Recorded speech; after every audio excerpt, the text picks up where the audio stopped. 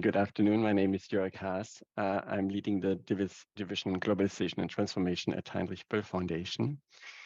And I'm very happy to welcome you all at the second panel of the Development Discussion Days organized by the Center for Rural Development at Humboldt University in cooperation with the Heinrich Böll Foundation.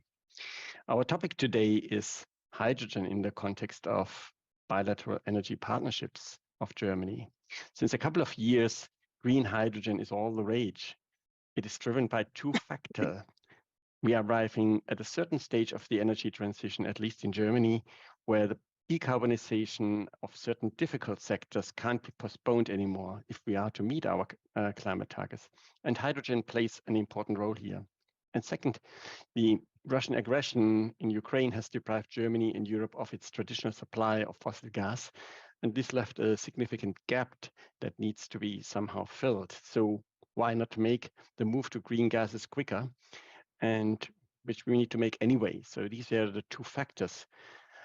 Green hydrogen has become a buzzword, the object of a hype. Huge numbers are thrown around, and we as HBS have in this discussion tried to focus on a specific aspect, the import of green hydrogen from the Global South. So our question was, what does it mean for the Global South, and how can this trade become something different than the old extractivist model? Under what conditions can this new North-South-North trade become really fair and sustainable? And together with offices in 7 countries that are contemplating green hydrogen production and export, we have consulted civil society and stakeholders in these countries. And the result you find in a report that my colleague Elena will post in the chat of this event. Let me personally quickly mention a few things that I personally have learned in the past 3 years since I've been delving deeper into the hydrogen craze. First, hydrogen is an energy carrier, not a source. And it's not a good energy carrier because of the inefficiencies of creating it and using it. Second, hydrogen can be made from very different sources of energy, and that matters hugely for its environmental footprint. Hydrogen can be clean or dirty. Third, hydrogen is very difficult to transport, so there won't be hydrogen tankers crossing the oceans, but might be transported are derivatives like ammonia, but again, converting it back to hydrogen itself leads to significant losses. Fourth, a full-fledged hydrogen economy using hydrogen as the ubiquitous energy carrier is not going to happen. It's too inefficient, too expensive. Next point, hydrogen still is an essential input, a reactant for industrial processes. Think steel or some chemicals. There are significant economic advantages in moving these processes to the source of cheap hydrogen. Final point, this over time will create significant opportunities for low-cost producers of growing hydrogen, opening up post-fossil pathways for industrial development. We are moving away from a world that is essentially flat in terms of energy prices because fossil energy is easy to transport towards a world with significant price differentials. And I think last but not least, Europe should not fight this shift in value creation, but support the shift through reliable partnerships, for example, with countries in Africa. This requires a rethinking of conventional trade policy. There is new ground to cover. Let me conclude. Hydrogen is neither good nor bad. It is what we make out of it. There's much more to be discussed, but this would require more time. So I'm really looking forward for the discussion of this panel. And let me thank all the panelists, the moderating team, and our partners at the SLE for the collaboration. I would also like to mention in my thanks my colleague Elena Gnant and the technical team that is supporting this webinar. So without their often invisible work, this web seminar wouldn't happen. Thank you all. And I pass over to Susanne Neubert. Okay, thank you, Jörg Haas, for this interesting opening. My name is, as Jörg Haas already mentioned, Susanne Neubert, and I'm the director of the Center for Rural Development, SLE. Jörg Haas, you are actually also an alumni of our postgraduate study program at Humboldt University, which is named, as everybody knows, International Cooperation for Sustainable Development. First of all, I would like to thank the participants for this study program, for organizing and moderating the panel. Timo Jiggle, Johanne Eckelmann, Sharif Gaba, Milan Matuszek, Elena Müller, Johanna Scheib, and Roxana Zimmermann. Furthermore, I thank also Elena Gnant and Annika Buchholz for the coordination of this event.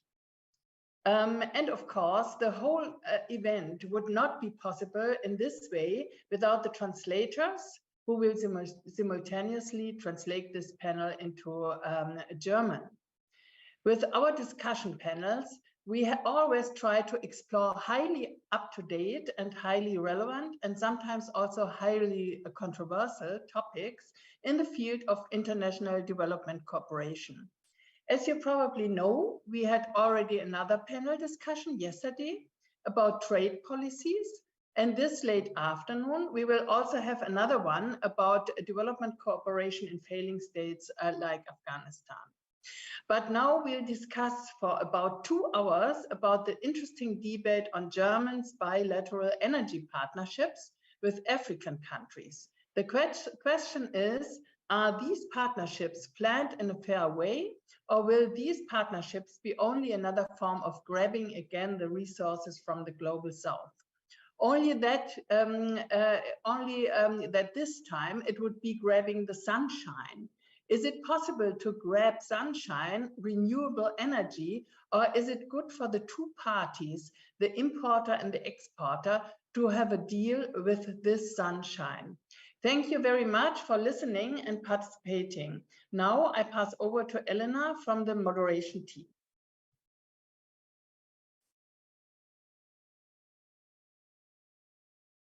Mikro.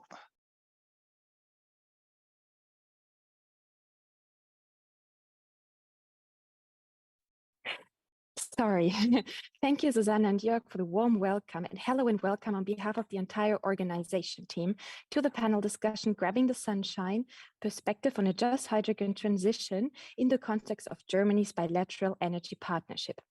Our aim today is to reflect on the just hydrogen transition from different perspectives with our experts, and therefore we're looking forward for a lively discussion, and we have prepared some guideline questions for you. Furthermore, in the end, we'll also answer some questions from the audience, so feel free to ask. And we are Milan and Elena for the moderation, Roxana for the technical information and the Q&A round, and our colleague Joanne for our input session on the topic. Now, I would like to give you a brief overview of what to expect over the next 2 hours. The aim of our event today is to discuss how the energy transition towards green hydrogen can be used as a chance to enhance justice and support both African countries and the global north. First of all, Milan and I will introduce our distinguished panelists, and afterwards, Joanne will do a thematic introduction into the field of hydrogen and the just hydrogen transition. Then we'll come to the core part of the today discussion round, the panel discussion, which is divided into 2 blocks. Hello, my name is Milan Matuszek. I'm really happy for this panel discussion today to take place. And I was just briefly tell you what to expect of the agenda of our discussion today. The first round of discussion will focus on the economic, social, and ecological effects of the green hydrogen transition on local communities and civil society in African countries.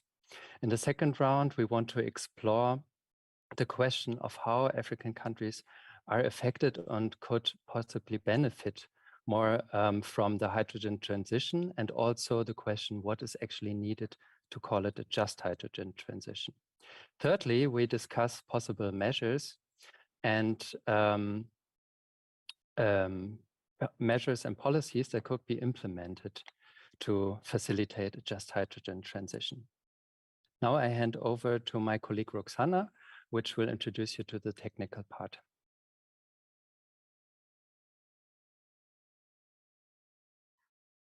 Thank you, Milan, and hello also from my side. I will moderate the question and answer session in the end of our discussion, and therefore I'm happy to share some technical information with our audience now. First of all, this panel discussion will be translated simultaneously to German, so if you prefer to follow in German, please use the button with the globe at the bottom of the toolbar and switch to German there. From time to time, the organizational team will be sharing some information with you on the chat. To see all messages, please use the chat button with a little speech bubble from the same bar as before. Please note that you can only receive messages, but you can't write any questions there. Now coming to the Q&A function. If you have any question for our panelists during the discussion, please use the Q&A button from the bar. For those of you using a German Zoom version, this button is called F&A for Fragen and Antworten.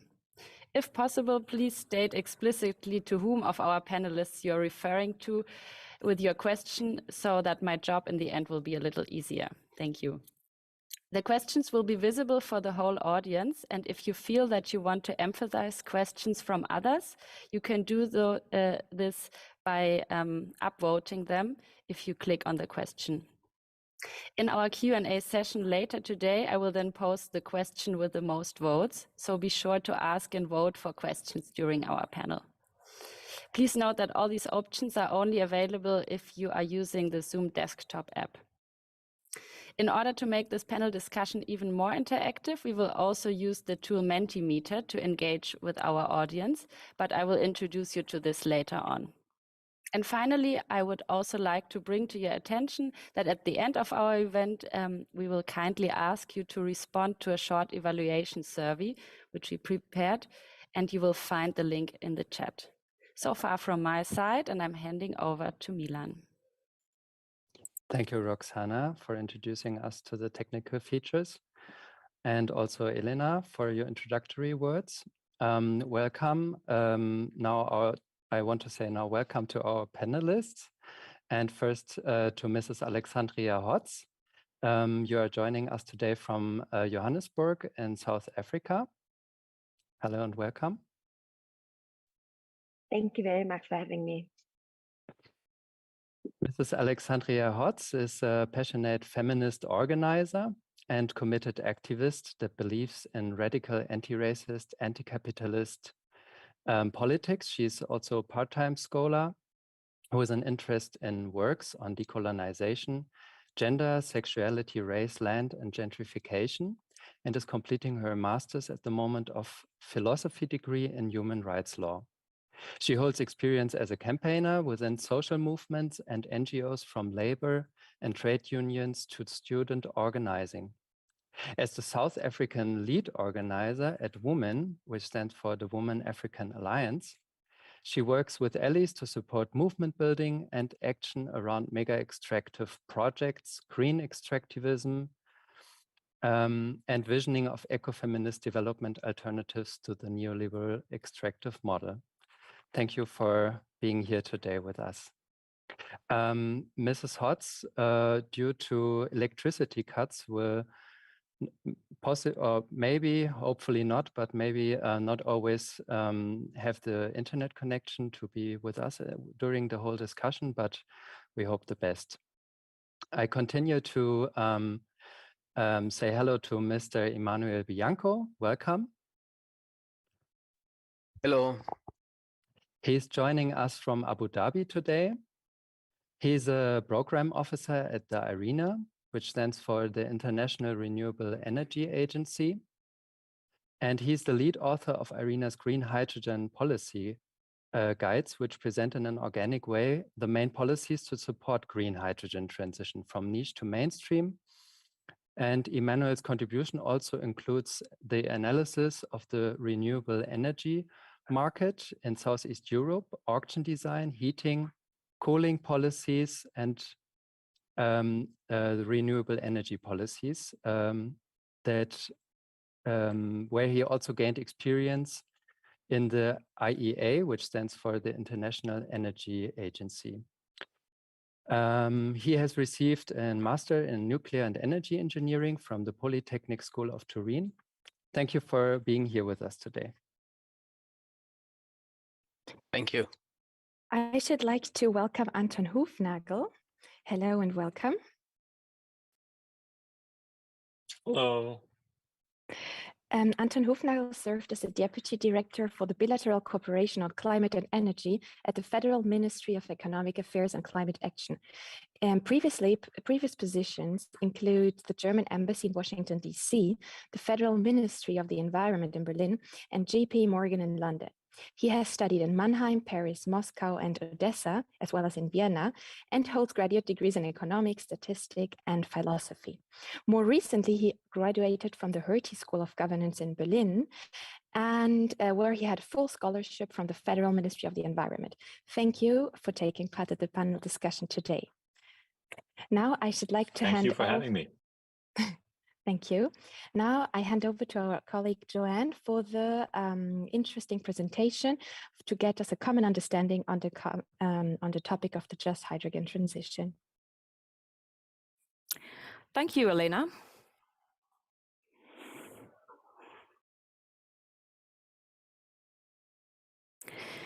In his book, Mysterious Island, Jules Verne wrote, "I believe that water will one day be employed as fuel, that hydrogen and oxygen which constitute it, used singly or together, will furnish an inexhaustible source of heat and light, of an intensity of which coal is not capable. That one day, we might be there now. And inexhaustible also sounds very good for a planet that must move away from the conventional energy production and its infamous side feature of producing greenhouse gas emissions. And if water is the starting ingredient, our blue planet, at the very least from outer space, seems to have a pretty good basis. But now to hydrogen. It is the most common element in the universe, most often found in chemical bondage, for example, water. In its pure form, it has a molecular structure constituting two hydrogen atoms bound together by a single but strong covalent bond. Odorless, tasteless, colorless, non-toxic, and in its pure state, non-flammable. Under normal conditions, hydrogen has a low density, an important characteristic for transport and storage. There are several processes to produce hydrogen. The most attractive option is by separating water into its components, hydrogen and oxygen, by the process of electrolysis. This electrochemical process requires energy. The energy source categorizes hydrogen. If conventional fossil fuel energy is used, we speak of gray hydrogen. Blue hydrogen is one from natural gas with carbon capture storage. Nuclear energy produces so-called pink hydrogen. The hydrogen produced from renewable energy, that is to say wind or solar energy, is called green hydrogen. The cost of the initial energy is an important factor in setting the price for hydrogen. This panel discussion is about green hydrogen, or to put it differently, the use of hydrogen as an energy storing medium for solar and wind energy. As mentioned, hydrogen has a low density. This makes storage and transport extremely difficult. Or to put it into concrete numbers, hydrogen must be brought to and maintained at a pressure of 700 bar or a temperature of minus 253 degrees Celsius. This compression makes out of a disadvantage an advantage. 1 kilogram of hydrogen contains about as much energy as 3 kilograms of diesel. It may also be bound in other forms, such as methanol and amniotic, in which carbon molecules become energy carriers. Transport of hydrogen can be done via pipelines and/or containers. Storage is possible for longer periods of time, and storage options are numerous and may even include retired salt caves and gas fields. Hydrogen may be made available for use in oil refinery, metal and fertilizer production, heating, and also for energy generation via fuel cells. These fuel cells may be integrated into vehicles for CO2-free transportation systems. Some of the pictures do not reflect our everyday reality, as the energy transition, specifically the switch to hydrogen use from sourcing to required infrastructure, is still in its early stages. But before we get to the energy transition, the second theoretical block needed for the panel discussion will be presented: just transition. The simple definition of a transition is a change in state. What just encompasses is something we will get to in a bit. The term in itself has been around since the 1970s. It has its origins in trade union work, but has since expanded to be incorporated and adapted by other fields of work and research. One may even speak of a framing instrument for global challenges and processes. It is a response to an ever more connected, codependent, and globalized world. So what is behind the term just transition? For this panel discussion, it refers to The transformation of the energy sector from operating mainly with fossil fuel-based sources towards a zero-carbon sector, whilst ensuring a fair sharing of adjustment benefits and burdens. A just transition needs to be a structural transformation, and as such brings with it a variety of dimensions. All must and should be included. Procedural justice focuses on the process and the issues of political participation. Recognitional justice zooms in on the actors. Do the transition strategies recognize, reflect, and respect the needs of all groups? Relational justice looks at the relationships between groups and actors and how this manifests itself in communication and behavior. Restorative justice brings in the time factor. A more nuanced justice definition is created when historical and post-colonial realities are reflected and incorporated. Distributive justice focuses on the strategy of fairly reallocating costs and benefits. Epistemic justice is related to knowledge. For example, is local knowledge recognized and integrated into the strategy? A just transition needs to look at the space factor. Are we looking at one country, a region? How do we deal with overarching geography and bilateral agreements? With the pressure of climate change on, time and speed become important factors, and just transitions cannot be dragged out. Experiences in the operationality of large-scale structural just transitions are still non-existent. Research and theoretical advances into this field of work have already begun. Here we see what steps an operationalization of a just transition process might include. A first step is always difficult, and this is also the case here, as the definition of justice is a malleable one and depends on one society's common agreement. Step 2 and 3 are all about the envisioning and making it happen. Hinging back onto step 1 is the process of monitoring.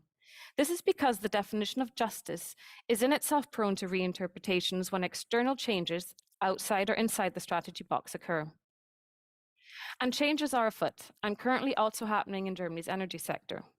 In its continental context, Germany is considered to be industrial. The biggest industrial consumers are the petrochemical, and steel and iron sector. The primary energy supply currently is more or less balanced between conventional and renewable sources. In the year 2022, 57% came from conventional and 46% from renewables. The energy portion attributable to renewables has been steadily increasing over the years, with wind being the main source of energy. The use of renewables is in line with Germany's obligations and action plans, whose objectives are to decarbonize and reduce greenhouse gas emissions to zero. Such huge endeavors require a diversity of approaches, which is why hydrogen, as an energy source and carrier, has come into focus. The 2020 National Hydrogen Strategy expresses this policy drift and direction. It recognizes the need to create a demand for green hydrogen as an energy source, whilst at the same time ensuring the existence of infrastructure. The initial demand needs to be quite large in order to activate the market. The German industry has taken the spotlight as a major consumer of energy, wherein lies the double potential of reducing greenhouse gas emissions greatly. Large-scale research is currently happening in Germany and includes the state-financed living lab, the Norddeutsches Reallabor. That small red spot off the coast of Germany, that is the island of Helgoland. Here, the predominantly private sector project Aquaventus aims at making the island the hub and pivot point for green hydrogen. Despite its efforts, Germany's potential for green hydrogen production is limited and costly. To produce and pipeline transport 1 kilogram of hydrogen is around €5. Now to compare, even with transport costs included, 1 kilogram of hydrogen from the sun-laden Middle East would cost around €3. That is €2 less than domestically produced hydrogen. It is for this reason that Germany has been reaching out and signing energy partnership agreements. The geographic scope is global, and countries to date include Qatar, Canada, and Vietnam. From the African continent, 5 countries have signed energy agreements of sorts with Germany. The latest has been Namibia. The agreements, such as in the case of South Africa, often include developing green infrastructure, research and knowledge exchange on hydrogen and fuel cell technology, and supporting structural changes in coal mining regions. Of these countries, all but Angola and Tunisia are part of the African Green Hydrogen Alliance. This alliance aims at strengthening collaboration and supercharging green hydrogen projects on the African continent. All countries are rich in solar and wind energy potential. If this energy potential is tapped into, hydrogen production for self-use and export would become viable. This is a huge global undertaking.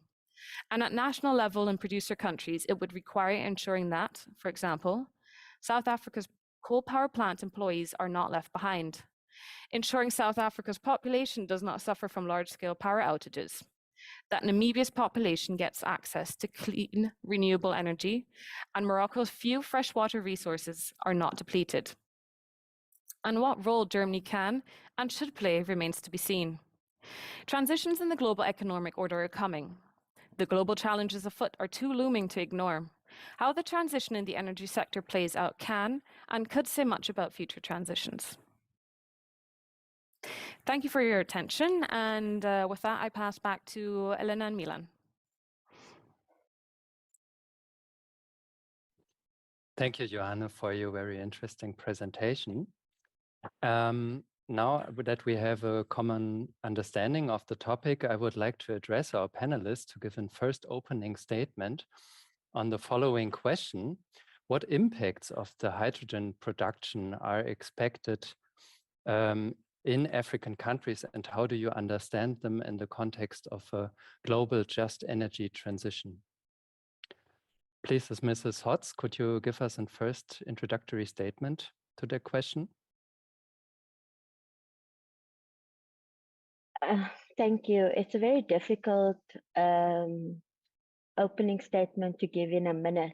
But if we look at what's happening in South Africa in relation to the desire to produce large-scale green hydrogen production to support an energy transition, there are many challenges that communities are facing, and that in a desire for what we call a just transition, what does a just transition look like that doesn't perpetuate colonial, extractive means and modes that the global north has had with the global south? So in the form of grabbing of land and grabbing of its minerals. And so when one looks at what's happening, for example, in the area that I work in the Northern Cape of South Africa, unfortunately, communities are forced into agreements in relation to green hydrogen production without really having very clear information or without giving proper consent as per free, prior and informed consent rights to the large use of their land, so about 240,000 hectares of their land. But I'll speak more to that at a later point. So it has to be equitable and just, and what will that actually look like? Thanks. Thank you. Mr. Bianco, could you also elaborate your first opening statement?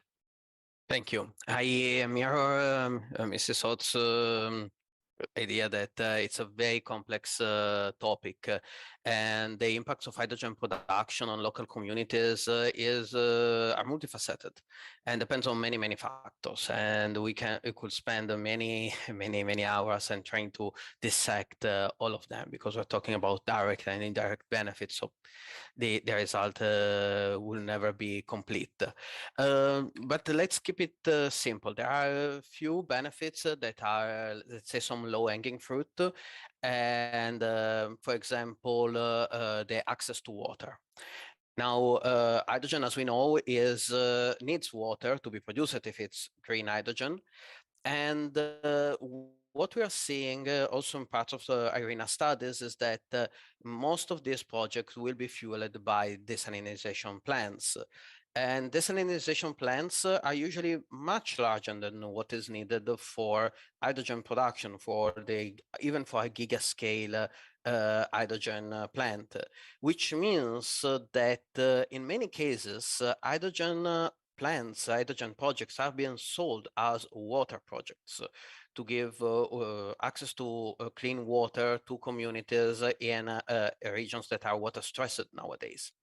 In addition, we can expect the cost of desalination decreases substantially, also due to the effects of climate change, and this will bring a cheap input for hydrogen.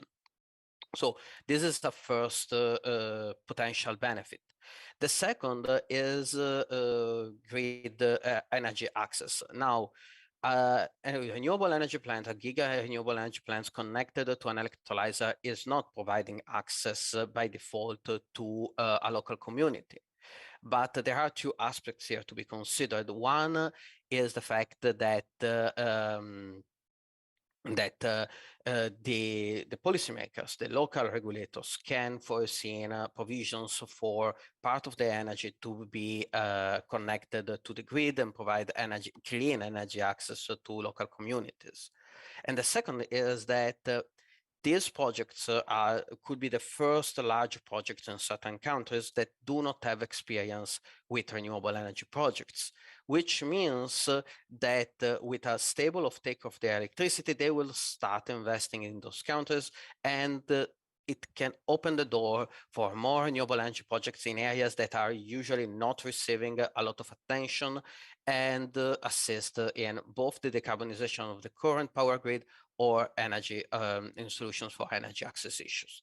And lastly, of course, there is an opportunity for job creation for local communities, and which I'm sure will be discussed in this panel. Nevertheless, I believe that there is one point to be raised there, and it's about the opportunities we are not considering, that are not being considered under the current framework of import-export. And it's the point about green industrialization.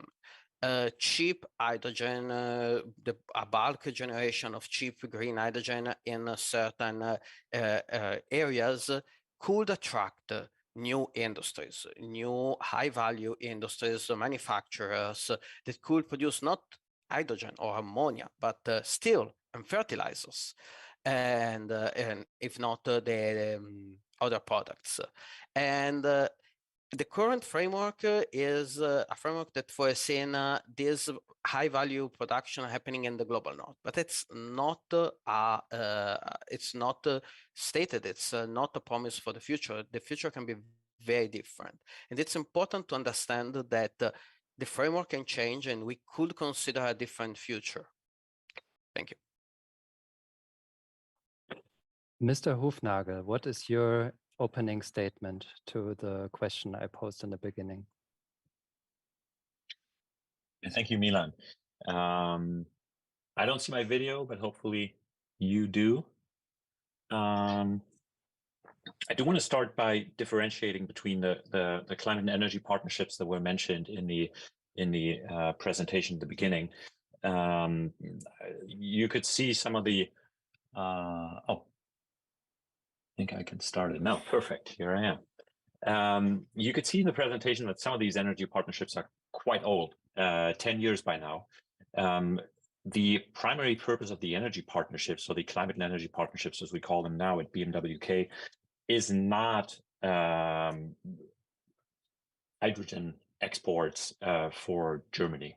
The primary purpose of the climate and energy partnerships is limiting global warming to 1.5 degrees through a global energy transition.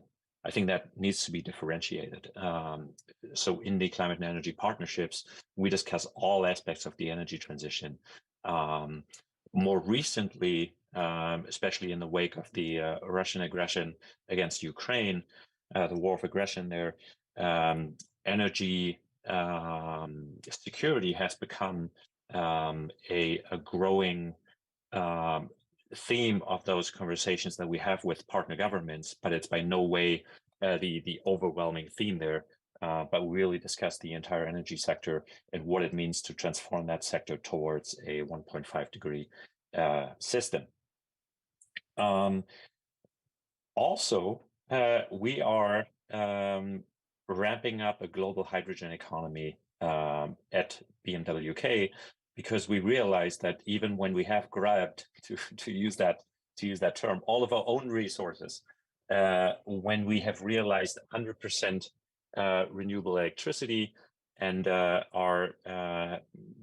have been successful at electrifying sectors such as industry and transport, we realized that there will be applications that cannot be electrified. We will need hydrogen for some of those sectors, and we're not able to produce all of that hydrogen domestically, whether in Germany or even in the European Union. And therefore, we need to build a global hydrogen economy that we are convinced should not repeat the mistakes of the old fossil fuel economy.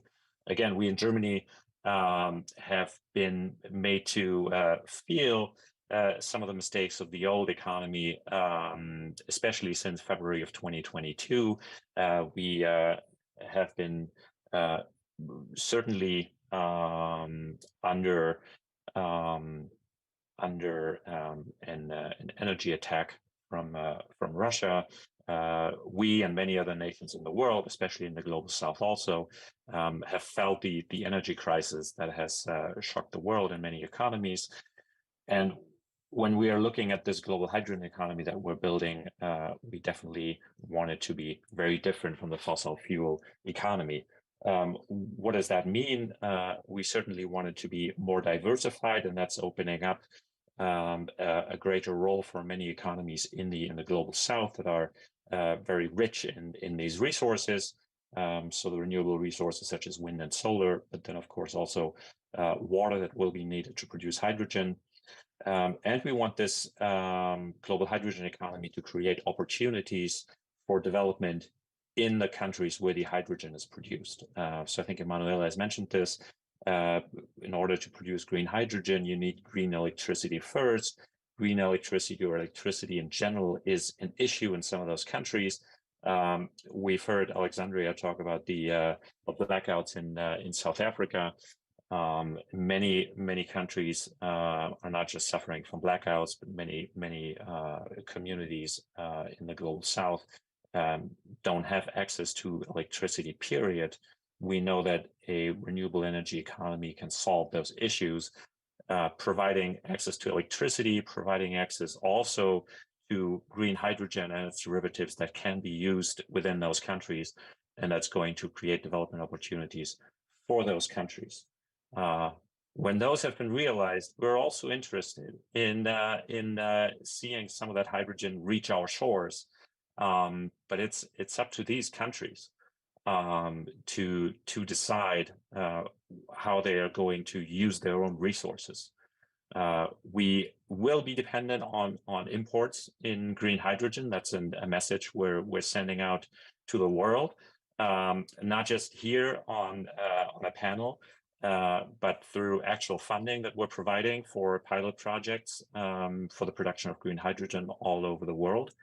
But this is not just an opportunity for Germany. It's very much an opportunity for many of those countries in the global south. And I think we're in a great position today here as panelists to discuss the conditions under which that can be successful. Thank you. Mrs. Hotz, would you like, or could you please elaborate on the challenges and potentials that you see within the structural change related to this energy transition in South Africa? Thank you. So I think when we talk about a just transition, we're thinking much more holistically and structurally or systemically, much more than just an energy transition. Obviously, we think it's critically important that there is an energy transition to deal with the climate and ecological crisis that we face in the world, but that the impact of a transition would have much more impact beyond simply an energy transition, but it would mean that the ways in which we operate and organize ourselves as a society, with it through the providing of public transport, healthcare, and all of those things would be impacted positively. And so I think there are a number of challenges, and I maybe want to provoke a little bit, because I think often it's presented, out of the goodwill of the global north, Germany, whomever, that, you're helping us to facilitate this. But it's not, without quid pro quo. So these things are not happening, when we talk about the Just Energy Transition Plan in South Africa, it's not money that's just been given to us with no strings. It's not just charity. These are loans. And what does that mean for highly indebted, developing, poorer nations in South Africa that already are under or have great debt to financial institutions who bears the cost of these things. In South Africa, it means that South Africans bear the cost, that we have to pay for those loans. And often what that means is we pay for the loans without the solving, for example, the deep energy crisis that we have in this country. As I said to you, over the last couple of weeks, South Africa is facing level 6 or stage 6 load shedding, where we are without electricity between 8 to 12 hours of the day because of failures of our infrastructure on the electricity or power grid in the country. And so if we are going to transition, the new forms of energy that we are producing should also be critical for solving the energy crisis in South Africa. And so one issue is that, we're facing these massive outages, but the issues that the global north faces is very different to the global south, in that in South Africa, a large majority of South Africans do not have electricity coming into their homes. People are cooking using coal that they are burning, etc. So, what you're trying to solve in the global north is very different to the types of challenges and things that we are facing in the global south. And so I think the promise of jobs, for example, is very, very important for South Africans. But what type of jobs? We have a situation in South Africa where we are, I don't know if that's a signal to, maybe it's a question, sorry. But where for young people, we face a crisis of 70% unemployment. So the question of jobs is really, really important. But are those temporary jobs to build infrastructure? And then what happens? And then it's also, in many countries in Africa and the global south, the question of land is very integral. So in some of the introductions, the question around, are you just grabbing sunshine? I have to, say that unfortunately, you're not just grabbing sunshine, but it also requires, and I think we have to talk about this in what it takes to produce green hydrogen, is that if you're using solar and wind, it takes vast amount of land. And it's not that it's a land with no people.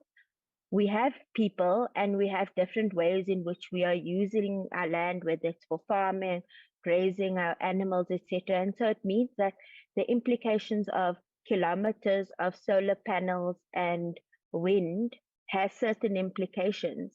And not to say that communities are against green hydrogen. I want to just also foreground that, but it's to say that communities are wanting to be consulted, to want to have more information, and to be part and parcel of the decision making around who benefits from green hydrogen production and what the impact it will have environmentally on their communities and their land.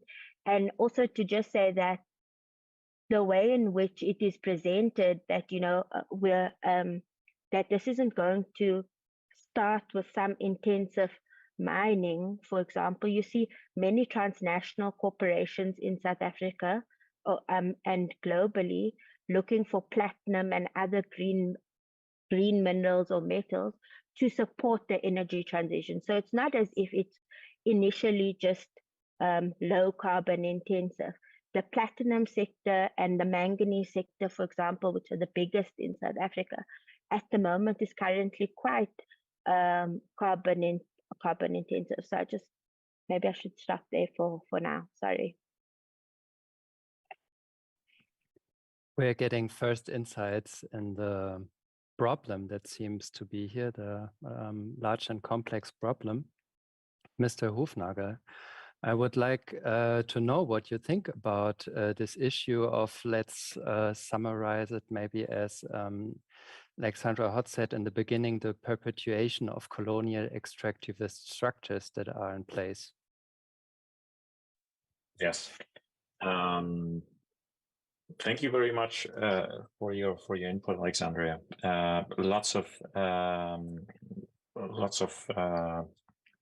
points for further discussion, I think. But I want to start with your statement that the North is trying to solve different problems from the South. I think we've all seen the pictures from New York City that were trending on the internet today, where you can no longer see across the Hudson River because of out of control wildfires in Canada. I think the issue that we're all trying to solve is climate change. That's very clear. We have to keep global warming below 1.5 degrees, and that is an issue that we care about in the North and that the South cares about as well. We know that many of the effects of global climate change are going to hit communities in the global South that are less prepared and that are, quite frankly, of course, less responsible for climate change in the first place, harder. And we see an interest, therefore, or an urgency in fighting climate change that is there in the global South. And we see ourselves and our climate and energy partnerships as a means to address that urgency that is global. When it comes to the land use that will be needed to produce renewable energies, that is, of course, a question we're very much aware of in Germany. It's a big acceptance issue here also, depending on the technology. There are some technologies that require almost no land use, such as rooftop solar, and that are by no means being used at the capacities that are available. I believe neither here in Germany nor in South Africa. Other technologies do require more land. I think wind energy onshore wind energy is certainly one of them. Large-scale PV is also one of them, and we have those acceptance issues here in Germany also. The goal of the new government is 2% of all land should be set aside for onshore wind energy here. That's a very ambitious goal in a global context, and it's going to help us to completely decarbonize our electricity system. But yes, it is important to involve local communities, whether it's here in the North or in the South, when you make these decisions. That's why here in Germany, for example, we don't designate those areas on a federal level, but most of that happens on the community level or on the level of the state. So that is important. And when we have conversations with partner governments, I'm just coming back from a trip, not to the global South, but to Japan and Korea, where we focused specifically on acceptance of the energy transition and means in which we can especially ramp up renewable deployment in ways that are acceptable to local communities. And that's going to be just as important in the global South as it's here in the global North. Also, because yes, we are facing an enormous urgency in renewable deployment, but we have to do it in a way that does not lead to a lack of acceptance for these technologies, because then, quite frankly, it's not going to be sustainable. We've had those issues in Germany. We've been tinkering with our energy transition for a few decades already. We've seen ups and downs in acceptance. We know what that means politically. So it's very important for us to have those conversations with our partner governments within the climate and energy partnerships. The aspect of just energy transition, I think, is very much part of those conversations. The Just Energy Transition Partnership that South Africa was the first to sign with the G7, amongst others, bears the element of just in its name, similar for those JETPs that were signed by other countries last year. We're hoping to have more of those, where we specifically address those issues that are part of an energy transition, that are summarized by the statement "Leave no one behind." And that especially, of course, refers to those workers that have previously found employment in the fossil industry. And South Africa, of course, is a case where the coal economy is responsible for not necessarily keeping the lights on, but certainly for a lot of employment in the country. And so we need to create opportunities for those workers, for those communities that will be affected by a coal phase out that, again, will need to happen globally. And finally, maybe one last point, mining. Some resources that can only be mined are essential for the energy transition, whether it's here in Germany or in other countries. And we are currently in a situation where we're very dependent on a few countries for a lot of these materials. That is a situation that we need to change, not just for our economy, but for economies all over the world. We need to de-risk those supply chains for some of these critical minerals.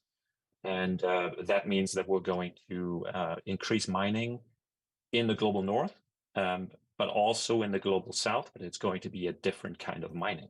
When we're talking about the mining industry, we are talking about very energy intensive processes, but we're also talking about one of these sectors that is very much the focus of our decarbonization processes, where we know that if we base an energy transition on materials that have been mined in carbon intensive ways, that is not an energy transition.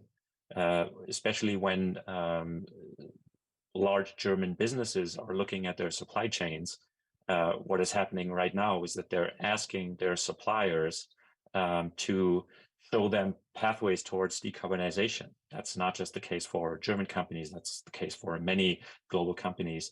And that is putting pressure on also the mining sector to decarbonize rapidly. And I think especially for new mining projects, that's going to be key. Maybe I'll leave it at that and give the others a chance. Thank you. Also looking at the time, we will briefly also ask our audience, but before I should like to hear you, Emanuele, your research on the economic feasibility of the hydrogen transition. And in addition to that, I should like to ask you which challenges you would identify. Thank you. So the challenges for using hydrogen are, it's easier to say what is not difficult in order to make an hydrogen project than mentioning what is the barriers. But in any case, let's remember that hydrogen is still a very expensive, it's a very niche technology. We're talking now about the impact of a technology that will not materialize at gigascale before years at least. We can expect some evolution of a gigascale project in Saudi Arabia, the NEOM project, which has its own story in itself. And that will be possibly the first 2 gigawatt projects in the world in 2030, 2026, depending on the pipeline of the project. And under this big black box of this technology, all the barriers of the energy transition are only but magnified. Where we have higher cost, we have supply chain issues, we have all the same scale of issues that we could have for wind farms, offshore wind farms, and solar PV panel and solar PV projects, also because we need the same technologies. I would like to say that some of these barriers, those barriers that are not merely technological, are also because of the opportunity of the energy transition.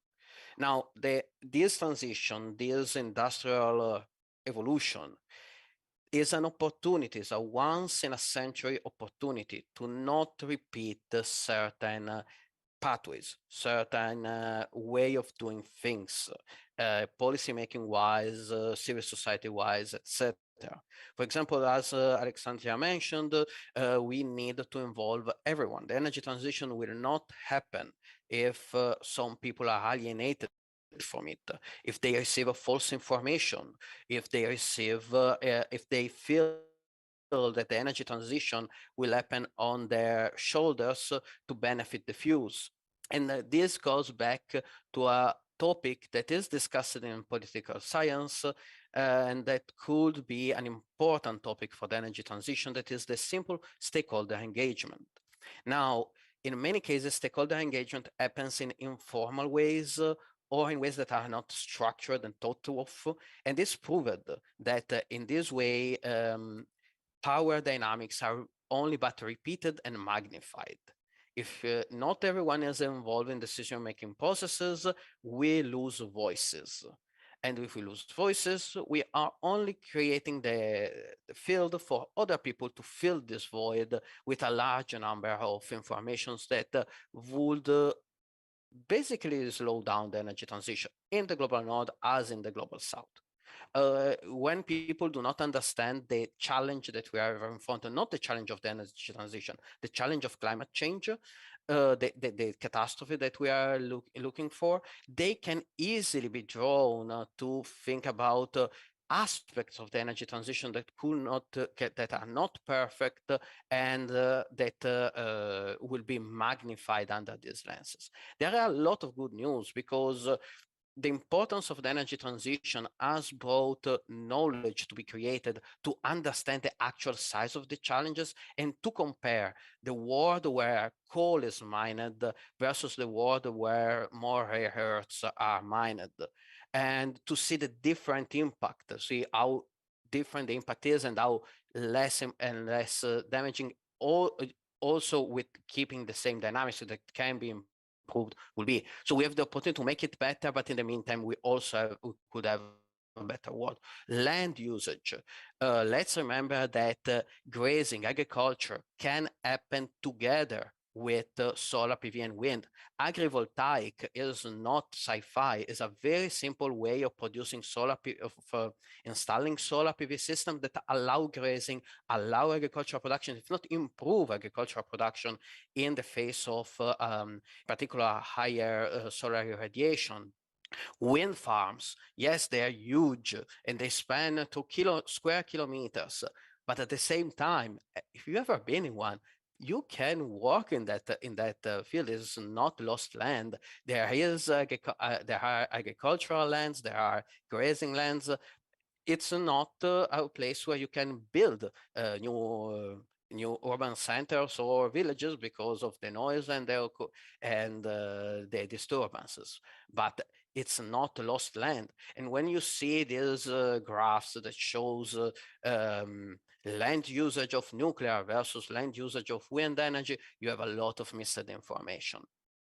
So to come back, we need to have everyone involved, and it's not only about their lost opportunities that are present.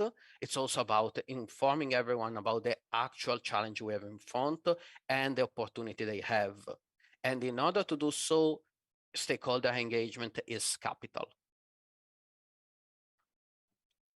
Thank you, Emmanuel.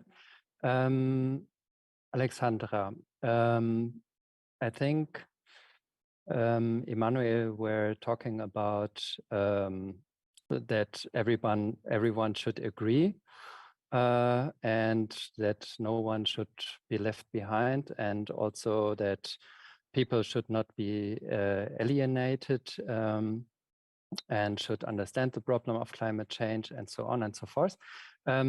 What do you think? I mean, obviously, in the beginning, you said that is the situation right now, that people are forced to agree without their consent. So what is the situation there on the ground? What are the root problems? So I think I firstly want to just go back to when we talk about an extractive development model. We're talking about the development or the extraction of minerals or resources for profit, right?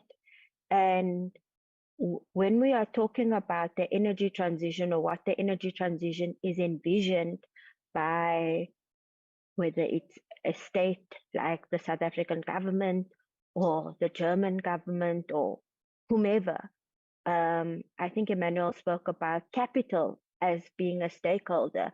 And when we're talking about power dynamics, capital, unfortunately, in the world has huge power and influence. And big companies, yes, while they are understanding the need to solve the climate crisis and to reduce and to make carbon reductions, they are also seeing it in a parameter and in a paradigm of profit making. They're not just shifting for the goodness of their heart to move from coal production and coal mining to platinum mining or other green minerals and metals. It's a way that they are also able to stay in business. And so when we talk about what that looks like for ordinary people, or it's also about what are the costs and the implications on the ground. And I understand the point about the technologies. And in fact, I wanted to ask Emmanuel about whether he could speak to the environmental impact of large-scale desalination plants, because I think, along the coast of South Africa, where the green hydrogen plants are set to happen, these are coastal communities that rely on fishing, but also we're wanting to protect our marine life, etc. And by no means, when I have this discussion or when I say this thing, I'm not, just saying keep the oil in the soil, coal in the hole, etc. I don't think it's practical to just say like all mining, etc., is just going to come to an end and we're just going to have renewables. I don't think that's realistic. But I think entrenched in I think international legislation and in South African legislation, the question of the right to say no, free, prior and informed consent of communities to be involved in the idea and type of development that they want to see is really important. But we also have an obligation to protect our natural resources, our land, etc. And so what we're seeing, for example, I want to talk about an area in the Northern Cape called the Richtersveld, where they are set to produce or set up the biggest green hydrogen development in South Africa, which is called Boegoebaai. They're wanting to do this through a public-private partnership with the South African government and a company called Sasol, where they're going to build a massive deep water harbor around communal land. And they're saying that they need 240,000 hectares of communal land to be able to produce this rail, port, etc. And communities are, what they've offered communities in terms of an financial agreement, in terms of leasing of their land, is quite disgraceful. In a euro conversion, they're offering communities 15 euro cents per hectare of land. I don't think in any European country, any farmer or any community person would agree to 15 cents as a value of a hectare. I don't know what that is if that same scale is used in terms of space, could be an acre or something like that. But it's also what does it mean in terms of a community that historically has been dispossessed of their land and has not benefited from the minerals and metals underneath their land being taken out, and continue to live in poverty and unemployment. So what would a just transition look like for those communities? Are more schools and universities built? Is there infrastructure that is built for the use of communities and not just for the production of energy? And so that's what we're trying to talk about when we're saying, what do we envision? How do we collectively envision what a just transition would look like that benefits people before profits? And so I think some of those things have to be at the heart of the conversation around a just transition, or what the potential benefits for green hydrogen production could be in South Africa or in the global South. So in terms of costs, if people are saying that, we're developing a green hydrogen economy, and hydrogen currently is very expensive, what about using for solar and wind before there's a production of green hydrogen? And in the model that's been presented in the JET-IP in South Africa, that a large part of green hydrogen production is not going to solve our energy crisis, but is going for export. And I mean, we have a big issue also in terms of corruption and who it's actually going to benefit in South Africa. Is it just going to benefit the political elite, or is it going to benefit ordinary people, workers, etc., that are taken along with the state in terms of what are the jobs that are set to be produced from a shift away from coal to renewables? What does that look like? And I think, for example, massive union federations, etc., are not consulted sufficiently by the state. Yeah, I'll leave it at that for the moment. Thank you, everybody, for this very interesting first discussion round and all the insights and inputs we got. Our Menti apparently is not working for the audience to participate, but my colleague Roxana will tell us quickly how to proceed, and then we will continue with the discussion round 2. Yes, thank you, Elena. As the discussion was going on, we were handling some technical problems here in the background, and unfortunately the Menti survey we prepared for you does not work. But we still want to ask our audience the question we intended to, in order to have a, so to say, transition to the next discussion block. And the question is, what is most important for a just hydrogen transition at global level, in your opinion? And as Menti is not working, we would ask you to just type your answers in the Q&A chat, and then we can have a quick overview over that. Thank you.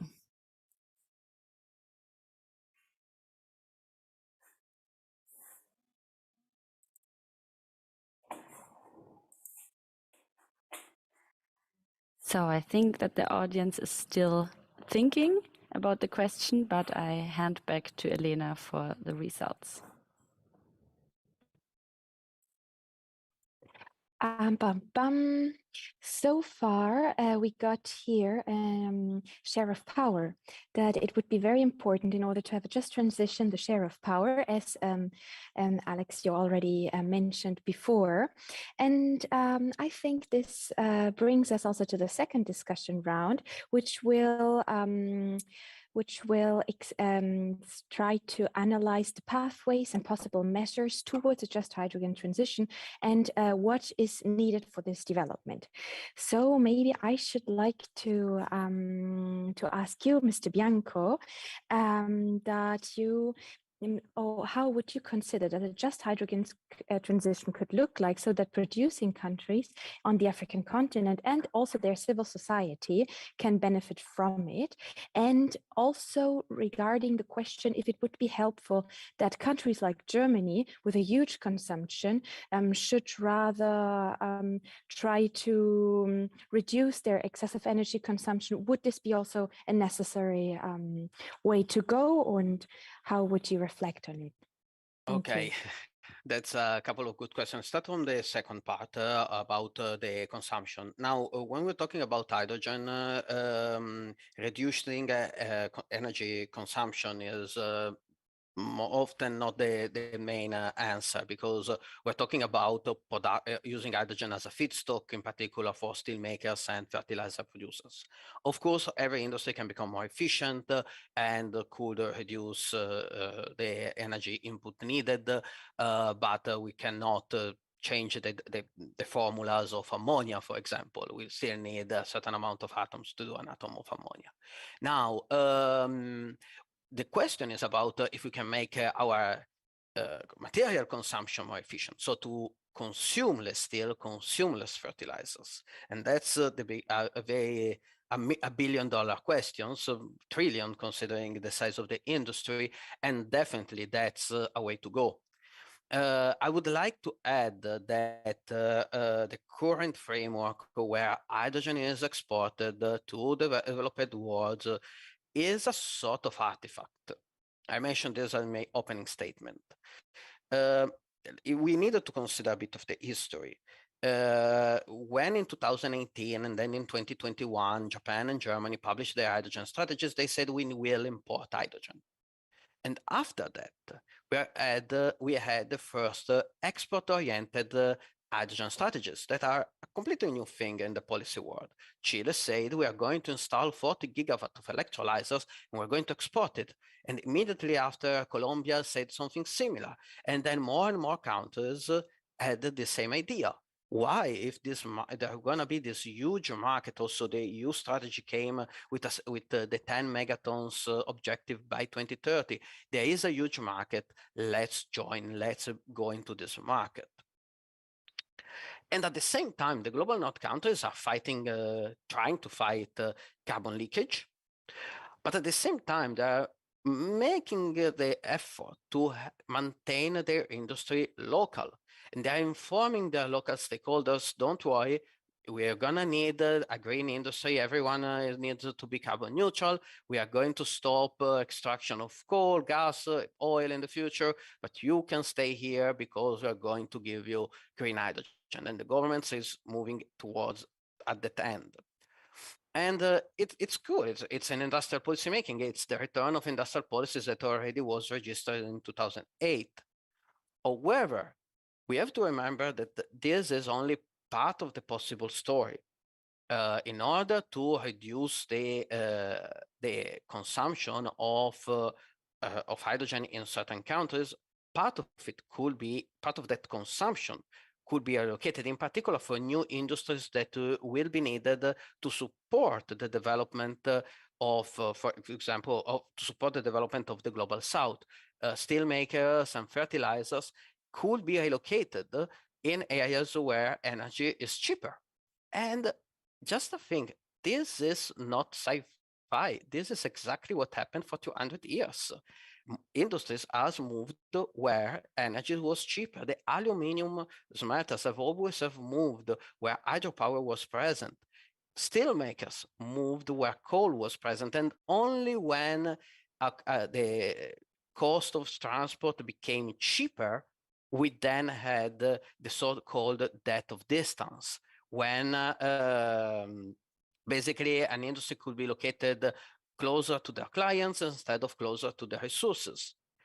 Coal is bulky and was very difficult to transport. Hydrogen is light, volatile, and very difficult to transport.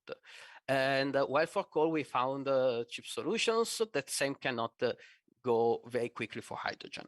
So there is the opportunity for global South countries to attract high-value industries, actually creating jobs with a high value and to keep their let's say the highest value in the whole value chain of steel makers or fertilizer or other hydrogen-based products in their own country. And this is an opportunity that is not thought about, because we have always in mind that those maps that represent where hydrogen will be traded. And even the Global South strategies have that map into it.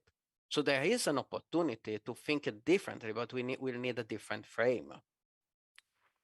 I kind of forgot the first part of your question, but maybe I went long on the second one. So yeah, we were discussing which possible pathways are there, but I should like also to get back to what our audience wrote so far also about, for example, very important is the local decarbonization of the energy system, as I can read here, and as well the environmental sustainability and social equity. And I should like almost to hand this a question to Anton Hufnagel, if that's okay, Emanuele. So Anton Hufnagel, would you consider that environmental sustainability and social equity is already part of the hydrogen transition plans, the German hydrogen transition plans?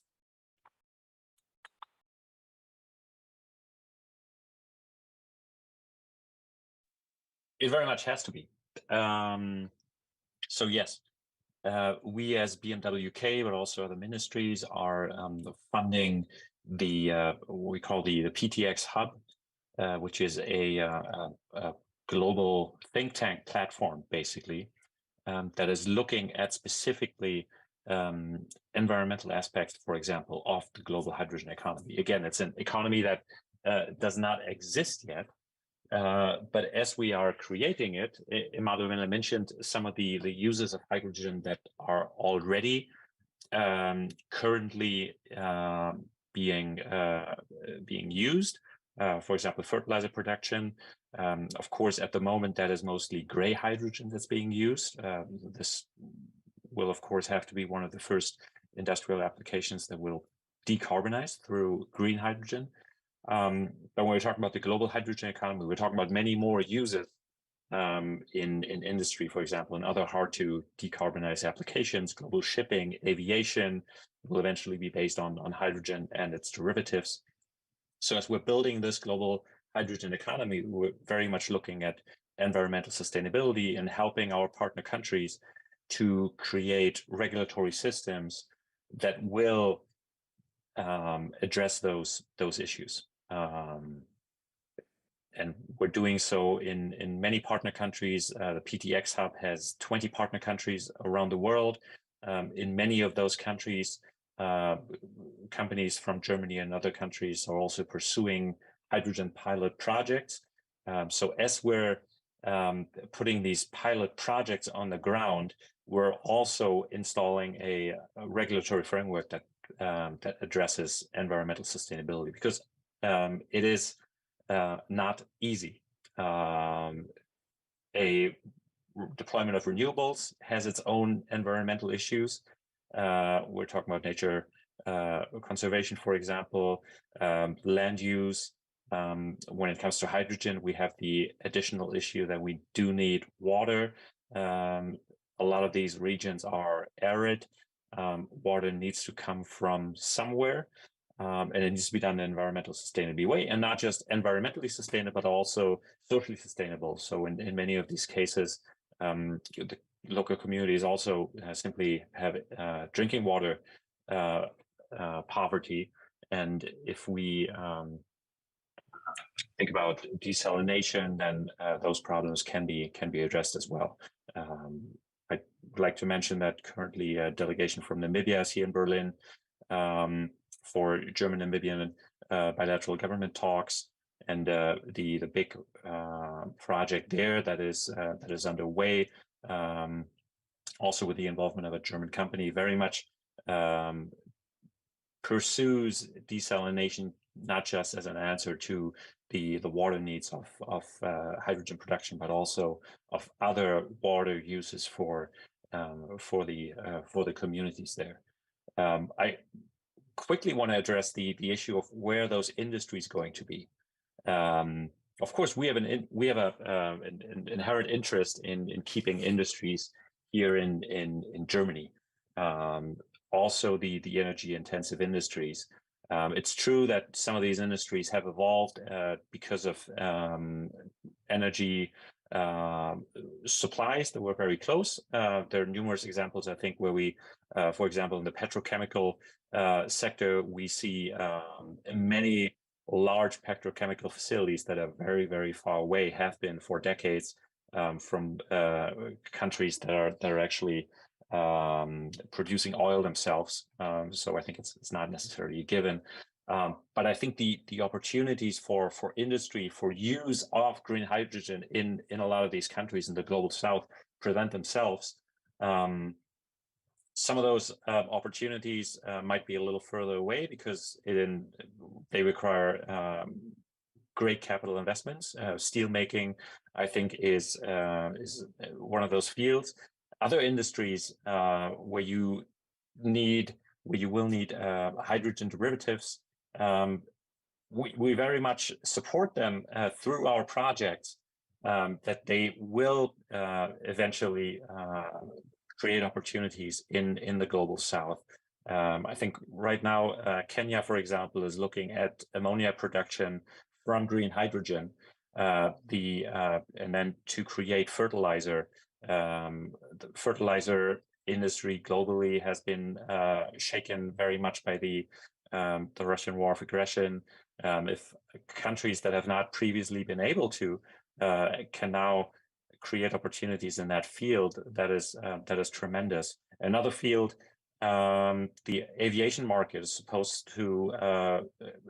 projected to grow tremendously in Africa over the next decades.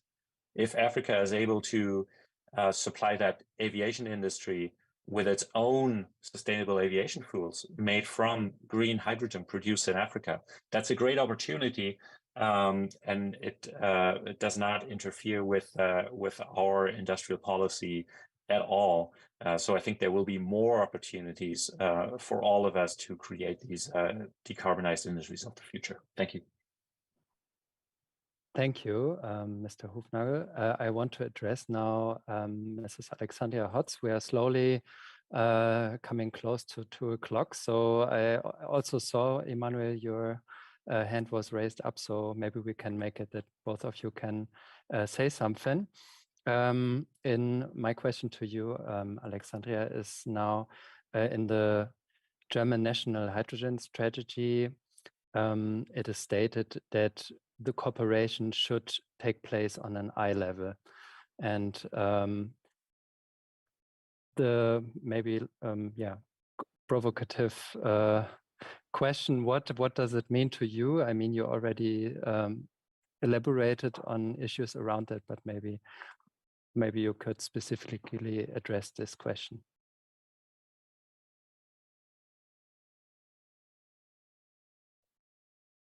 Just to say, in South Africa at the moment, before there's a green hydrogen policy, the state and its various departments developed, so the Department of Trade and Industry, the Department of Minerals and Energy Resources, and others presented what they call a hydrogen roadmap.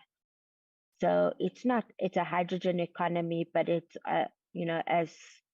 as we've mentioned before, gray, blue, potentially even pink, etc., and green.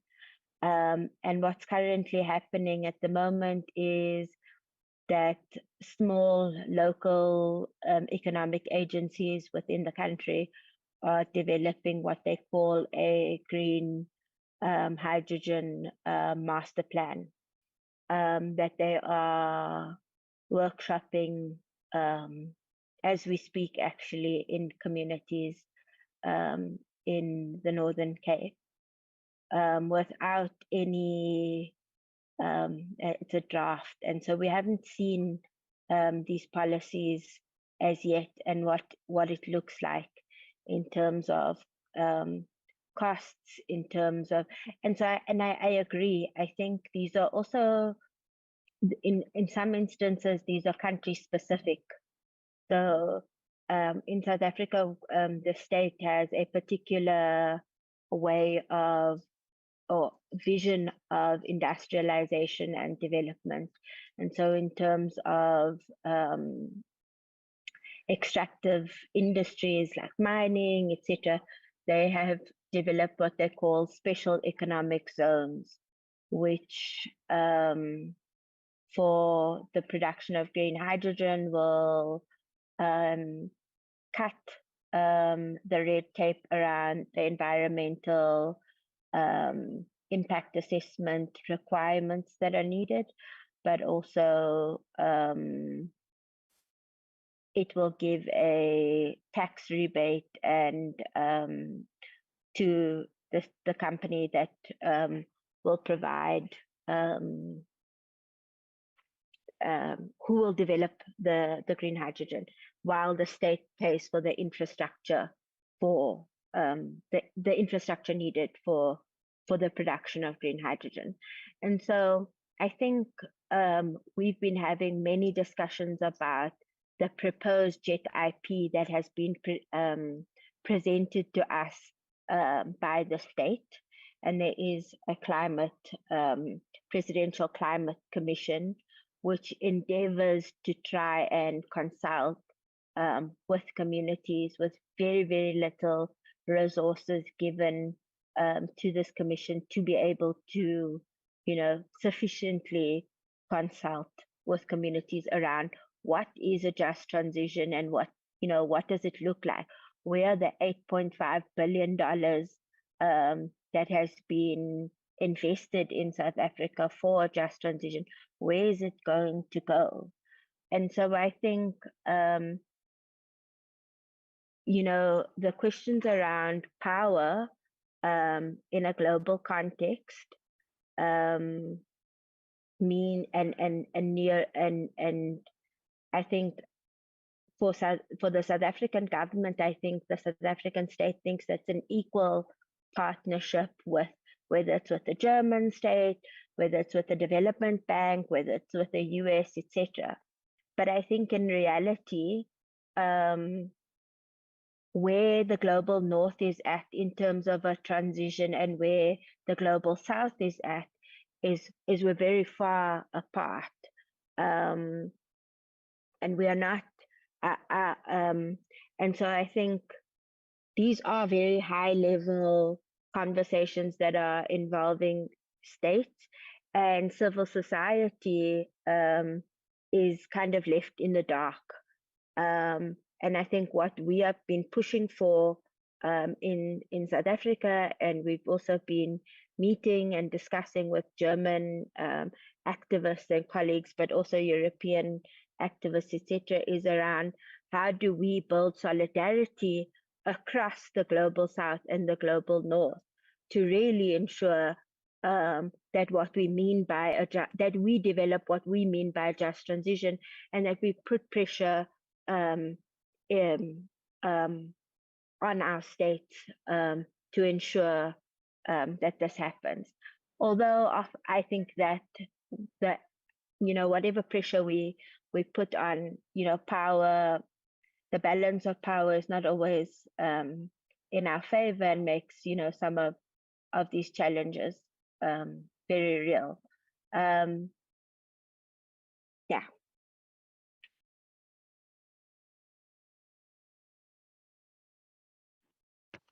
Thank you, Alexandria. Now we have to shorten a little bit. Emmanuel, I'm sorry. I think the last statement was now Alexandria's. Yeah, and I want to thank you, everyone, for participating today on this very interesting panel discussion. And all the outlooks and impulses and thoughts that we shared with each other.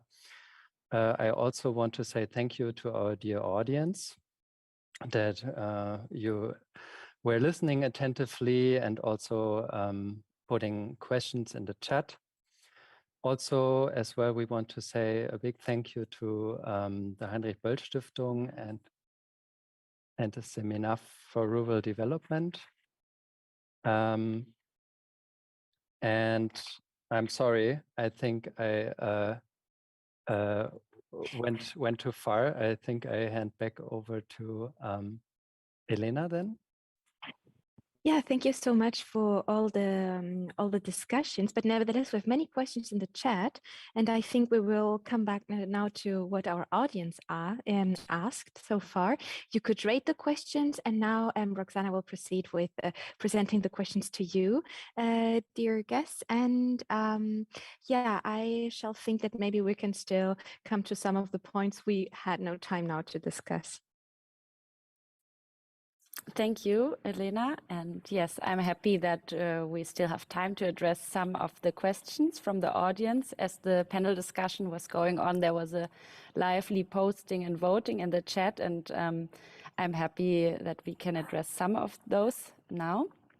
The first one goes to Emanuele, and the person asked that he or she would be interested to know in what practical ways local stakeholders can be involved and listened to.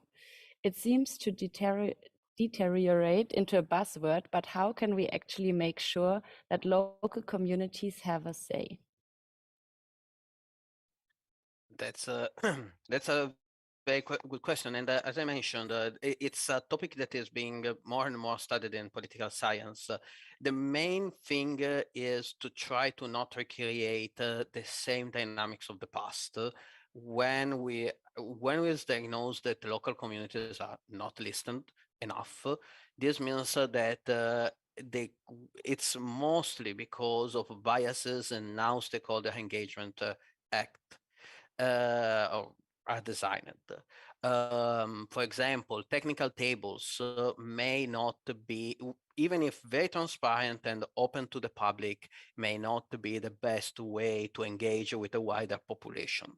We need to find a way, of course, approved by the government, by the people in charge of the strategy of the policy making side, to rethink how they interact with people. There are many ways. There are different ways in order to catalog stakeholders, for example, based on their interest and their power. And we have to remember that even people that do not have power are not the people that should not be listened, because it obviously it only means that they may have less opportunities to be listened, and so it's actually to them that should be catered the information. So once this mapping of stakeholders has been done, it will be possible to determine how to react to each of them, how to talk, how to gather their knowledge, and how to work together. There are also questions to be answered about how to govern the stakeholder engagement. So if it's something that the government itself decide how to apply, and therefore leading the discussion and making the report making and the arbitration of the process. If it's centralized in the end of the government, there will be certain reaction in certain ways, and it's possible that the previous biases will be repeated. At the same time, thinking a more distributed way for decision-making processes, or even just for information sharing, would allow a less biased approach to say their thing and to be listened and to act. There have been some good examples when we're talking about hydrogen strategy making processes to be listened. Actually, that's something I am trying to formalize now in recent reports, but there in both global North and global South countries, this is something that is possible to do.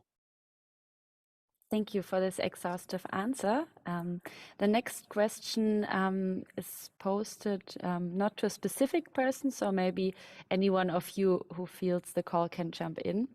It is related to a discussion we had yesterday about feminist trade policies. As we know that Germany adopted a foreign policy with a feminist approach. So the question is, does this sector, green hydrogen, need a specific feminist approach?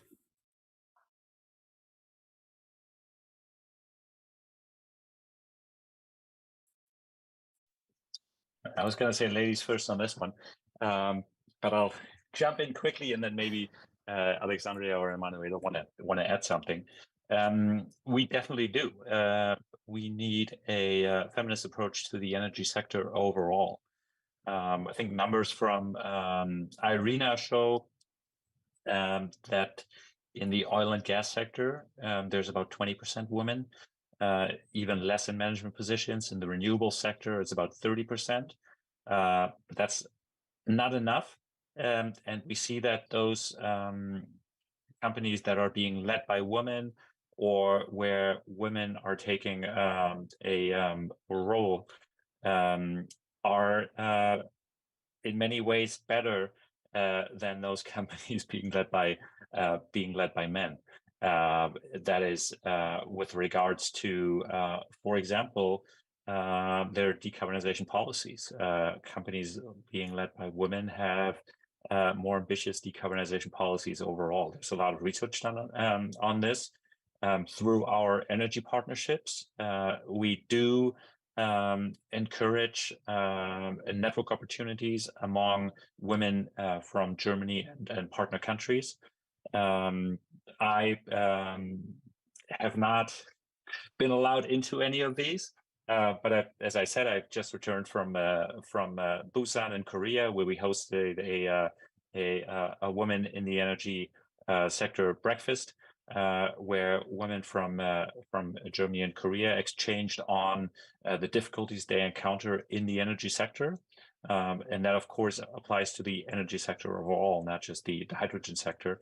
And Germany is going to host the second Women Energized Women Conference this month in Munich, next to the Smarter E trade fair, which is one of the most important trade fairs when it comes to the energy transition.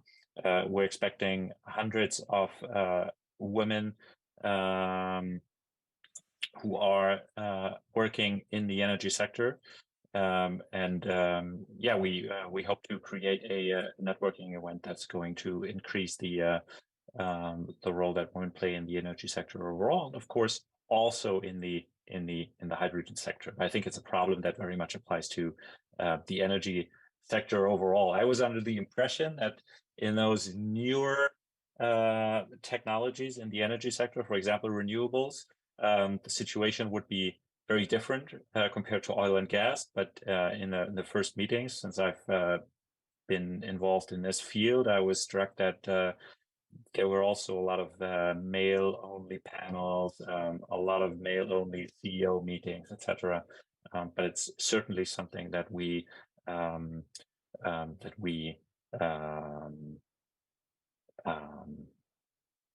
address within our climate and energy partnerships. And if you search for the Women Energized Women, you'll find a lot of material on that. Thank you. Alexandria, what is your opinion on that? Thank you so much. I'm actually just going to put in the chat WOMAN's website so that you can also have a look. So WOMAN is an eco-feminist alliance in Africa. And so I think the question also, maybe we should go back a bit in terms of what do we mean by a feminist approach to the energy transition. So I think we have different ideas. And for me, and I think for women, a feminist approach is not just to have more women who own, who are part of management of energy companies or in the state that is making decisions around energy, but it's to also holistically think and structurally think about what is the impact that the energy transition, what is the impact that green hydrogen will have on women. And so in a political economy analysis, a feminist political economy analysis, one will ask who bears the cost. And often women's labor, women's unpaid work, women's unpaid care work is subsidized, and it's unpaid in the ways in which we are able to support and reproduce families and ensure that people are working, etc. And so, and when we talk about reparations and debt and climate debt, we're talking about the impact and what is owed and the costs that are owed to women who have had to bear and had to deal with the terrible climate crisis and what its impact has had on their ability to grow food, their ability to produce a livelihood, etc. And so we've written a lot about that as women, and I've put our link in the chat. But I think they're really interesting and important analysis around what do we mean by a feminist just transition and what that can look like. And it's definitely not just about having more women in these spaces. I was invited actually last year for the Green Hydrogen Summit to a women in breakfast discussion, and it seems as if women are only seen as being able to have these discussions over breakfast. But I think the impact, I think there's going to be a huge impact on women's livelihoods and ability to, and the costs that they have to hold, especially in a global South context, in terms of an energy transition. And we have to be very mindful of that when we talk about what is actually just. Thank you. Thank you. I have a further question that goes to either Emanuele and Anton, and I would say maybe let's start with Emanuele. Saudi Arabia and the UAE, as traditional fossil fuel exporters, are the first ones to exploit the new opportunity presented by green hydrogen. What is required for rather economically disadvantaged African countries to make use of this opportunity for a just transition? Sorry, I have some issues with my internet connection. I hope you can still hear me well. So yes, the GCC countries, they are very peculiar in the hydrogen geopolitics. And in fact, just recently we are trying to catalog the policymaking in this sector. We realized some peculiar features. So let's try to say that global north countries, when they're writing a strategy, they're basically saying, okay, this is the series of actions we are going to do in order to have a sizable production and consumption of hydrogen with some potential import. Just to follow up on Anton's point, also, yes, local industry will remain there, not only because the government is catering new green fuels to them, also because there is an economic environment that allow them to remain there. When I'm talking about relocation, is mostly for new industries. Global South countries instead have this approach of opening for business. We are going to reduce taxes. We are going to allow you to use some of our lands. This is the space where you can operate, and you can come and produce hydrogen so that we can also enter in the value chain. That's let's say, a form of a global South approach. GCC countries are different because in these cases, the four main actors can work under the same umbrella. And the four main actors are the suppliers of hydrogen, the generators, the consumers of hydrogen. Let's always remember that there will be no hydrogen production if there is no consumption of hydrogen. The policymakers setting the rules, and the financiers, the financing institution allowing these projects to be financed.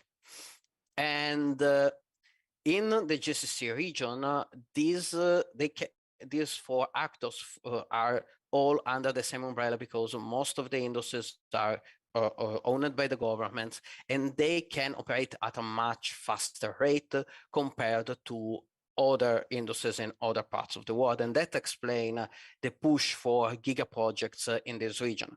At the same time, for the government, this is an opportunity to maintain an historical role of exporters of hydrogen, or of energy, while using their own role to maintain it for the future.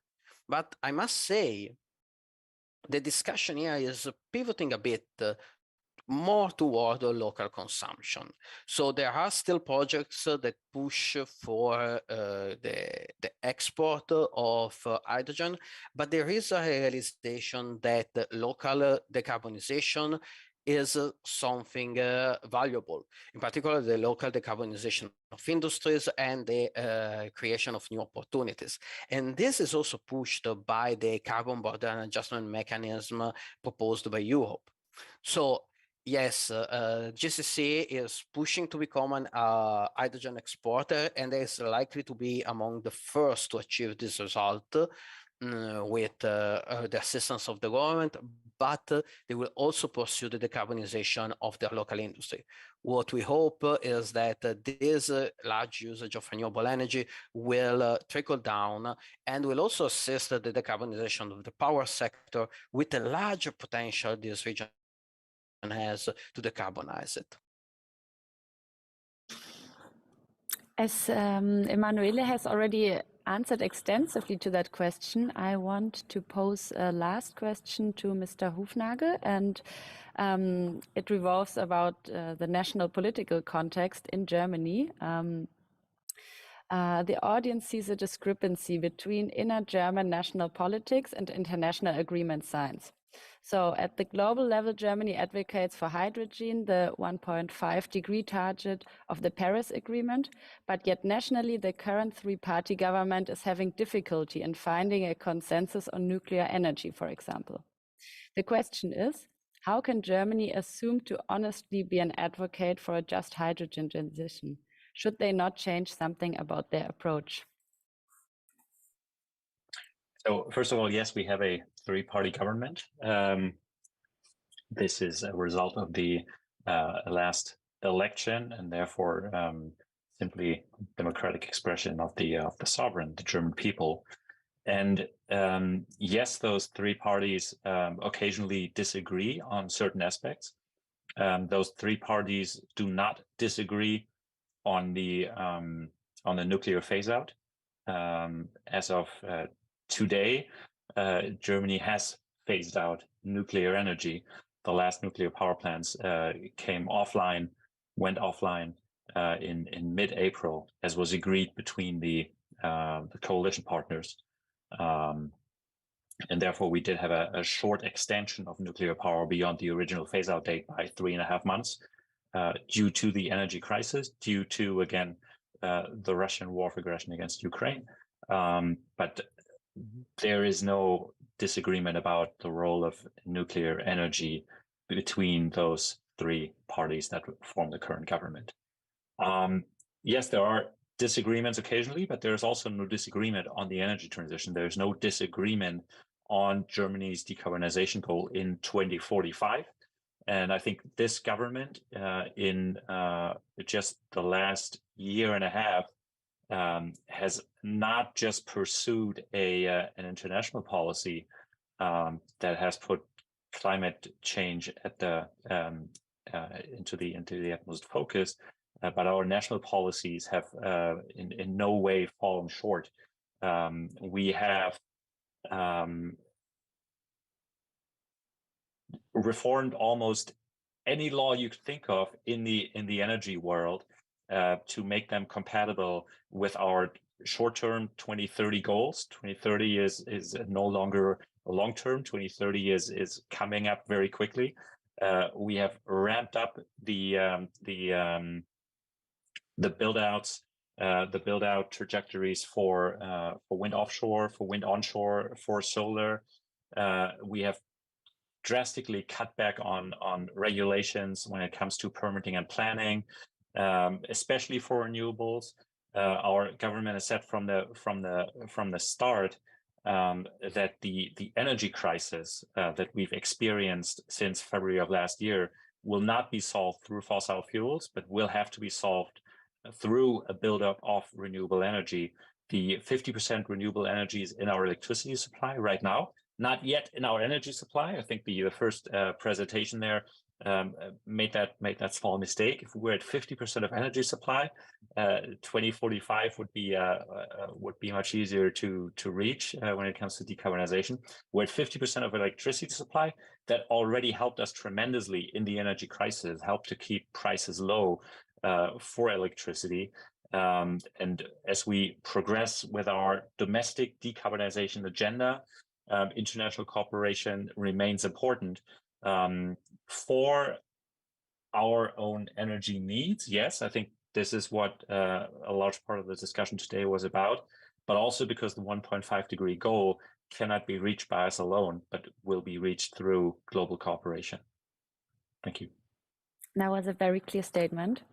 I had one last question to Alexandria, but unfortunately she had to leave due to energy cuts. And so I think we will leave it by that. And I thank the panelists for their answers and the audience also for your lively engagement. And I'm handing back to Elena or Milan for the closing. Thank you, Roxana. Thank you so much for this very interesting discussion. And I should like to ask you, nevertheless, for a last final statement on the topic.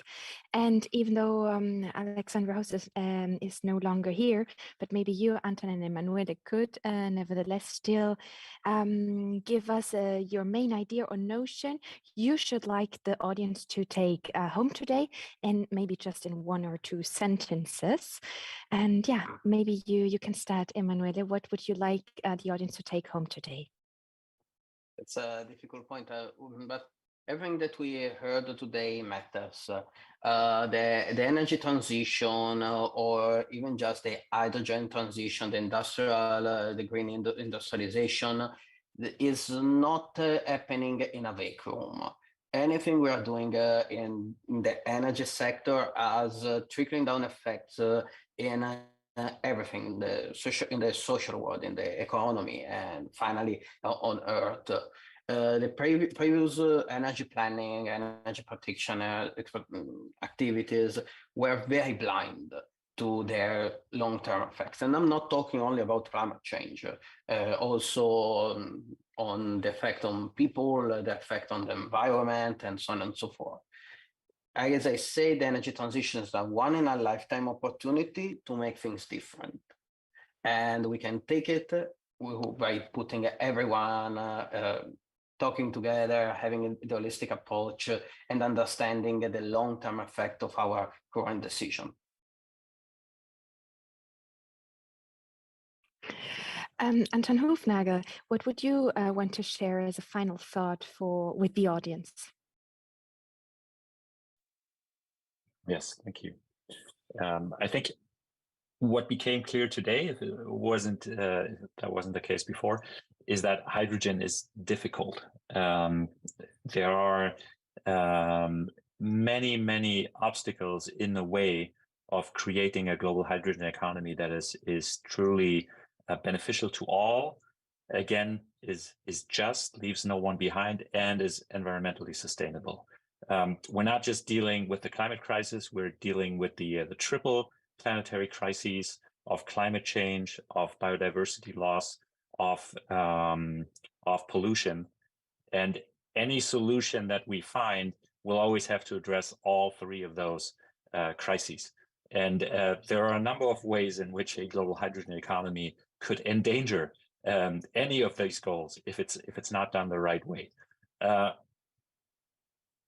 just want to, when it comes to the right way, I just want to maybe give one condition, and that condition is that we limit not just the use of energy overall, and I think this is something that came up before. Energy efficiency is our #1 source of energy. Increasing our efforts towards energy efficiency overall will help us achieve our decarbonization goals much more quickly.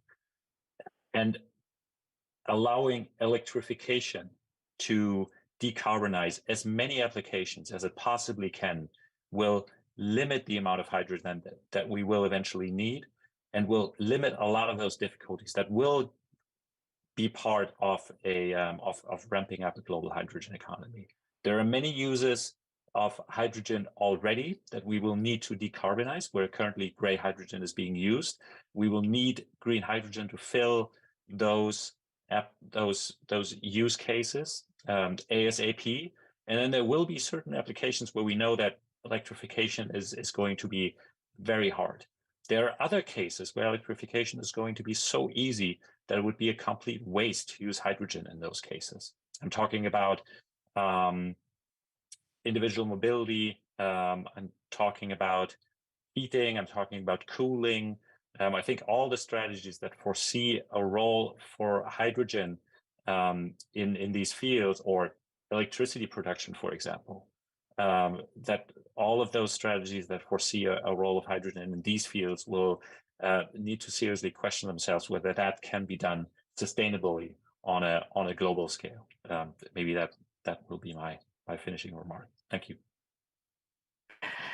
So thank you for these outlooks. We tried to reach online also Mrs. Hotz, but apparently we cannot reach her also for her final statement. But for my part, I say thank you already, and I hand back to my colleague Milan.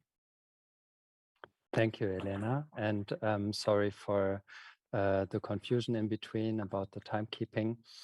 From my side, now thanks again to all of you for participating during our whole discussion today, and also for the impulses and thoughts and ideas and notions we created today together.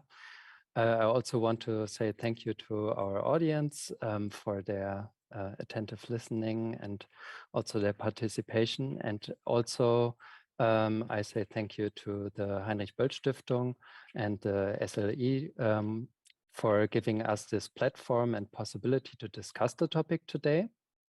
We hope to have sparked your interest on the topic and also created some new insights of Just Hydrogen Transition.